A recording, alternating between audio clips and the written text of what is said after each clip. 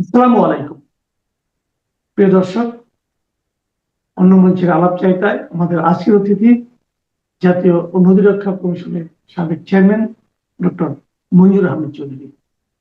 Doctor মঞ্জুর আহমেদ চৌধুরী, আপনাকে আমাদের অনুষ্ঠানে স্বাগত জানাচ্ছি। ধন্যবাদ। জনাব মঞ্জুর আহমেদ চৌধুরী, আপনি খেয়াল করে দেখবেন যে নির্বাচন তো এখন বলতে গেলে আর 7 দিন মাত্র, এক সপ্তাহ পরে নির্বাচন, এবং এই নির্বাচনকে কেন্দ্র করে আমরা দেখছি যে প্রথম দিকে আমরা দেখলাম যে একে অপরের প্রতি নানা ধরনের আক্রমণ, বাক্যবাণ বলা হচ্ছে। এটাকে আমি এনজয় করেছি, কারণ এই কারণে এই বাক্যবাণের মাধ্যমে হয়তো অন্যের যে সমস্ত কথাগুলো সেগুলো ভুল ভালোগুলি ধরিয়ে দেওয়া যায়, সমালোচনা হয়। সমালোচনা তো ভালো, আমি এটাকে একভাবে এনকারেজ করি। কিন্তু এখন আবার দেখছি নানাজন নানা ধরনের প্রতিশ্রুতি দিচ্ছেন, মানে প্রতিশ্রুতির একটা ফুলঝুরি বলতে পারেন। এটা আমরা দেখছি উভয় দলের মধ্যে, সকল দলের মধ্যে দেখছি। এটা করবে, সে সেটা করবে, যা তার আওতার বাইরে, আয়ত্তের বাইরে, নিয়ন্ত্রণের বাইরে, সেটাও তারা করে দেবে বলে অবলীলায় জনগণকে শোনাচ্ছে। আমার প্রশ্ন হলো দুটো। এক নম্বর হলো, এই সমস্ত প্রতিশ্রুতি কি আসলে জনগণ বিশ্বাস করে? আর 2 নম্বর হলো, এই প্রতিশ্রুতিগুলি কি আপনার কাছে বাস্তবায়নযোগ্য মনে হয়? দলগুলি কি আসলে এই প্রতিশ্রুতি বাস্তবায়নে সক্ষম? এখানে ধরুন যে এই যে নির্বাচনের পূর্বে যে প্রতিশ্রুতি দেওয়া হয়, এগুলি জনগণ খুব একটা বিশ্বাস করে না। আমি বলি খুব একটা না, একেবারেই বিশ্বাস করে না। আপনি যেমন ধরুন 2008 সনে আওয়ামী লীগ দিয়েছিল 10 টাকায় দরে কেজিতে আপনার চাল খাওয়াবে এবং ঘরে ঘরে চাকরি দিবে। পরে কি হলো, চালের দাম 40-50 টাকা হয়ে গেল। এবং লোকজন কিন্তু সেই সময় বিশ্বাস করে নাই, পরে তো তারা বাস্তবতা দেখলো। আর চাকরি তো ঘরে ঘরে চাকরি কিনতে হয়েছে তাদের কাছ থেকে। আবার আমরা এবার দেখলাম, এবার একটা ইলেকশন হতে যাচ্ছে, অনেকে দিচ্ছে, মানে প্রতিশ্রুতি দিচ্ছে। তবে এমন প্রতিশ্রুতি দিচ্ছে আভাস ইঙ্গিতে, কেউ ডাইরেক্টলি ভেস্তের দিচ্ছে যে মারা গেলে আমি ভেস্তে যাব, এই ধরনের। যদি দাঁড়িপাল্লায় ভোট দেওয়া হয়, এমন কথাও শোনা যায় যে দাঁড়িপাল্লা থাকবে মিজান, তারা আবার এটাকে বলে মিজান থাকবে হাসরের ময়দানে। এই এবং এটা একটা বলে যে আপনি কেউ কেউ, এমনকি ব্যারিস্টার, জামাতের একজন ব্যারিস্টার বললেন যে আপনি যদি ভেস্টের প্রথম 72 কাতারে থাকতে চান, তাহলে তো আপনার এই দাঁড়িপাল্লায় ভোট দেওয়া ছাড়া কোনো উপায়ই নাই, আপনি দিতেই হবে। কেউ কেউ বলতে চায় যে নৈতিক কারণে দিতে হবে, নৈতিকতার সহিত। এটা হচ্ছে, আমার কাছে মনে হয় এটা আলটিমেট ভণ্ডামি, আলটিমেট ভণ্ডামি। যে আপনি পরকালে, ইহকালের একটা ভোট দিয়ে আপনি পরকালে ভেস্তে চলে যাবেন, ভেস্তে টিকিট, যদিও ডাইরেক্টলি বলে না, অস্বীকার করে, সবগুলো তাদের বড় বড় কথা মিলে একটা বিষয় তারা অন্য একটা বৃহত্তর বিএনপি। বিএনপি যেসব আশ্বাস দিচ্ছে, আমি কিছুটা চিন্তা করে দেখছি যে এগুলি কি বাস্তবায়ন যোগ্য কিনা। যেমন ধরুন যে ফ্যামিলি কার্ডের কথা বলা হচ্ছে, আপনাকে এই ফ্যামিলি কার্ড মাধ্যমে আপনি অনেক কিছু করতে পারবেন, আপনার টাকা পাবেন, আপনার পাবেন। এতে আপনার হবে, তো প্রতিটা ফ্যামিলির জন্য আপনার 2,500 করে টাকা দেওয়া হবে। আপনি এখন চিন্তা করেন যে তাদের হিসেবেই 4 কোটি ফ্যামিলি, অ্যাকচুয়ালি ফ্যামিলি আরো বেশি। আপনি যদি 4 কোটি ফ্যামিলি কার্ড দেন, প্রতি মাসে 2,500 করে, প্রতিশ্রুতি অনুযায়ী 2,500 করে আপনি টাকা দেন, তাহলে কিন্তু আপনার বাৎসরিক খরচ হবে 1,25,000 কোটি টাকা, শুধু ফ্যামিলি কার্ড পারপাজে 1,25,000 কোটি টাকা। এবং এইটা ডিস্ট্রিবিউশনের যে খরচ আছে।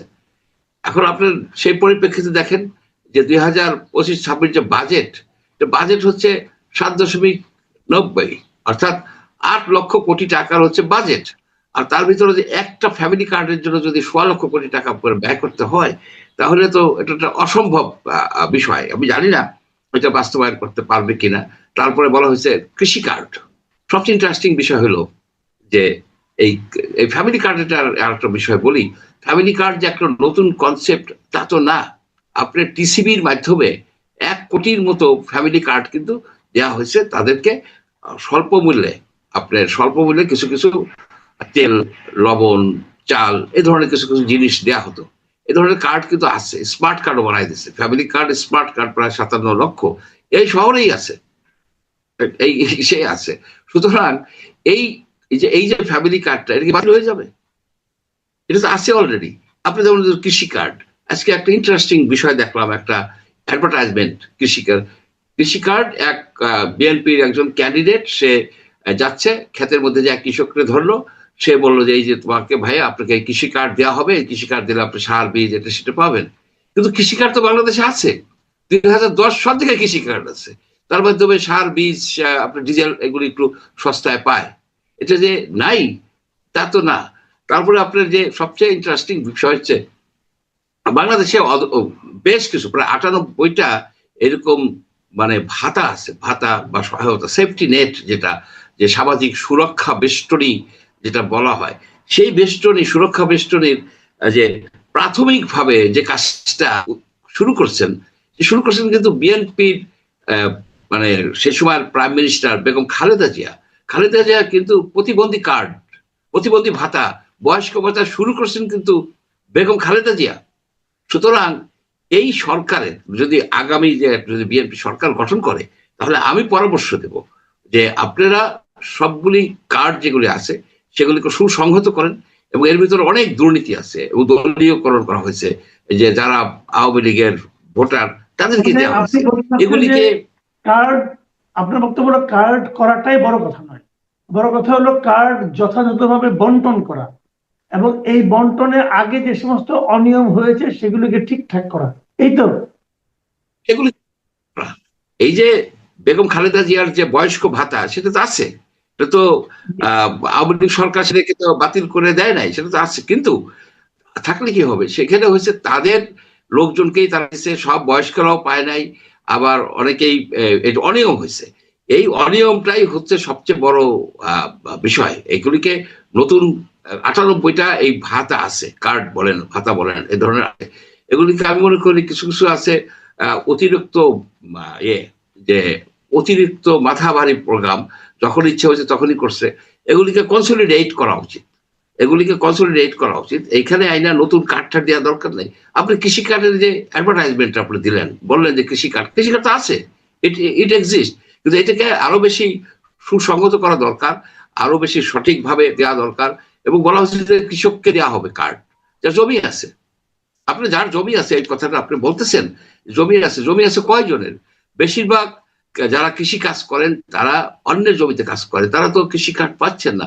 তারা একটা সুরাহা করেন, আপনি 10,000 টাকা কি কৃষি ঋণ সুদ সহ মৌকুব করতে চাচ্ছেন, কিন্তু এটা ভালো উদ্যোগ, আমি বলবো মৌকুব করে দিচ্ছেন। কিন্তু আপনারা কি জানেন যে কিস্তির দায়ে, এই গ্রামীণ ব্যাংকের কিস্তি এবং অন্যান্য কিস্তির দায়ে মানুষ অনেকে সুইসাইড করে, মানুষের মানসিক রোগ হয়ে যায়, এক কিস্তি নিয়ে আর এক কিস্তির দায় কিন্তু বন্দী হয়ে গেছে। যে একটা সময় ছিল যে এই সুদখোরদের অত্যাচারে বাংলার এই কৃষকরা পর্যুদস্ত ছিল, তখন তৎকালীন মুখ্যমন্ত্রী শেরে বাংলা একে ফজলুল হক, উনি কিন্তু ঋণ সালিসি বোর্ড করে বাংলার কৃষককে ঋণের হাত থেকে মুক্ত করছিল।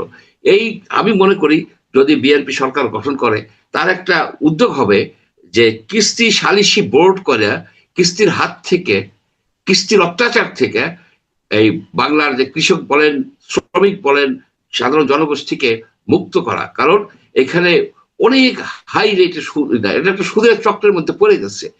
এবং এটার দায়ী কিন্তু ডক্টর ইউনূস। কিন্তু ডক্টর ইউনূসকে দেখা দেখি শত শত সুদ দেওয়ার প্রতিষ্ঠান কিন্তু গড়ে উঠছে, তারা নিষ্পেষিত করে এই সুদের জন্য। জি, আরেকটা জিনিস আমি দেখলাম যে দুদিন ধরে একটা আলোচনা খুব চলছে, সেটা হলো জামায়াতের আমিরের আপনার এক্স হ্যান্ডেলে একটা পোস্ট দিয়ে উনি কর্মজীবী নারীদের কিভাবে আখ্যায়িত করেছেন না করেছেন এটা নিয়ে নানা ধরনের কথা। তারপরে জামাতের পক্ষ থেকে বলা হলো তাদের আইডিটা হ্যাক হয়েছিল, হ্যাক হওয়ার পরে এগুলি ছাপা হয়েছে, এরকম নানা ধরনের অজুহাত দেওয়া হচ্ছে। কিন্তু আজকে যে জিনিসটা দেখলাম, এটা আসলে আমি আলোচনা করতে চাচ্ছিলাম না, কিন্তু আজকে যে কারণে আমি এই আলোচনাটা আপনাকে প্রশ্ন করতে যাচ্ছি, যে আজকে দেখলাম যে খুলনার সমাবেশে তারেক রহমানও এই প্রসঙ্গটা তুলে এনেছেন এবং তিনি বলেছেন যে নারীদের নিয়ে কুরুচিপূর্ণ মন্তব্যের পর আইডি হ্যাকের অজুহাত দিয়েছে, এরা মিথ্যাবাদী। তো তারেক রহমান উনি বিএনপির প্রধান, উনি যখন প্রকাশ্য জনসভায় এই অভিযোগটা করেন, তখন এটার ব্যাপারে আপনারা কি বক্তব্য থাকতে পারে? আচ্ছা, আমি এই বক্তব্যটা পড়েছি। এই উনি যে টুইটার, অর্থাৎ এক্স তো আগের টুইটার, এটা পড়েছি। আমার কাছে মনে হয়েছে যে এটা ওনার কোনো অ্যাডমিন এটা করেছেন, মানে অ্যাডমিন করা মানে ওনার করা। এটা এক। দুই নম্বর কথা, আপনি দেখেন এখানে একটা অত্যন্ত বাজে শব্দ উনি ইউজ করছেন, যে যারা বাইরে চাকরি করে তারা একেবারে মানে দেহ ব্যবসায়ী, এটাই উনি বলছেন। এবং এর আগে কিন্তু আরো অনেকগুলি কথা বলছেন। তারপরে আপনি যদি আর একটা ইন্টারভিউ দেখেন ওনার আল জাজিরার শ্রীনিবাসন জৈনের সাথে যে ইন্টারভিউ, সেই ইন্টারভিউতে উনি একই কথা বলছেন, শুধুমাত্র ওই দেহ ব্যবসায়ী কথাটা বাদে এভরিথিং।